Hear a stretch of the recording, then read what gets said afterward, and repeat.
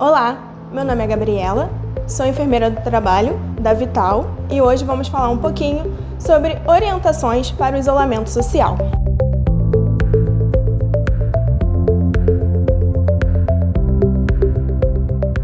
Antes de começarmos, a gente precisa definir qual é a diferença entre quarentena, isolamento social e distanciamento social.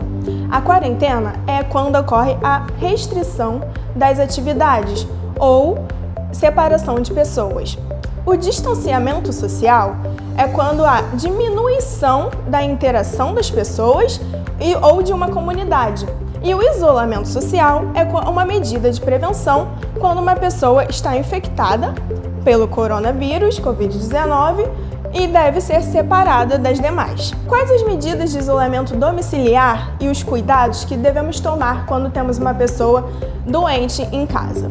É ideal que ele use uma máscara descartável. Caso ele não tenha uma máscara descartável, caso não seja possível adquirir a máscara descartável, a máscara de tecido também pode ser indicada, porém deve ser lavada e higienizada regularmente pelo próprio doente. Também precisamos definir o local, um quarto preferencialmente arejado.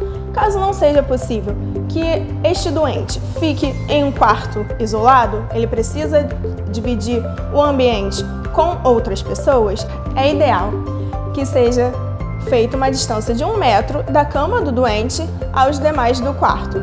Precisamos limitar a movimentação do doente. O ideal é que ele fique em seu quarto com as janelas abertas e a porta fechada. Caso ele precise ir ao banheiro ou à cozinha, que seja feita a higienização desses ambientes após seu uso. Também é necessário que ele realize a higienização das mãos frequentemente.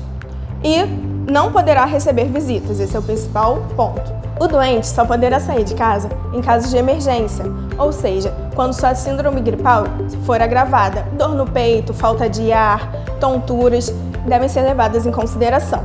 Também é importante não compartilhar objetos com o doente, separar as suas escovas de dente das demais da casa, usar toalhas de banho ou de rosto separadamente e lembrar que a roupa de cama deve ser trocada pelo próprio. Agora devemos falar sobre o cuidador. É importante definir um cuidador para este doente, aquela pessoa que irá ajudá-lo nesse processo de recuperação da doença.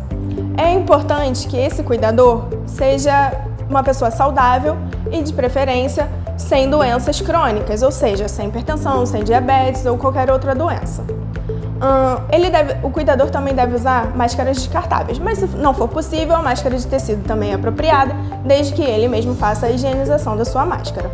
O doente deve ser levado à emergência em caso de piora e é importante que o cuidador atente a esses sintomas, principalmente em casos de vômitos, tonteiras, falta de ar, dor no peito. Caso outra pessoa do domicílio apresentar sintomas dessa síndrome gripal, também é importante que leve à unidade de saúde. Toda vez que lavar as mãos, é importante que ela seja higienizada com água e sabão ou álcool 70. Também secá-las com papel toalha. Caso não seja possível obter papel toalha, a toalha deve ser lavada diariamente. Evite o contato com a secreção do doente. Quando for descartar o seu lixo, utilize luvas. Procure sempre manter a higienização do ambiente, limpando as superfícies com a solução higienizadora, álcool 70 ou água sanitária diluída. Os objetos que antes eram compartilhados, como toalhas, sabonetes de pia ou escova de dente, devem ser separados. As roupas do doente, como toalhas de banho e roupas de cama, podem ser lavadas junto com as demais, mas não se esqueça de utilizar a água entre 60 e 90 graus para a lavagem. Também não devem ser sacudidas quando retiradas ou após a lavagem e postas ao sol. Bom, essas foram algumas orientações quanto a medidas de isolamento domiciliar. Em caso de dúvidas, entre em contato com a Vital.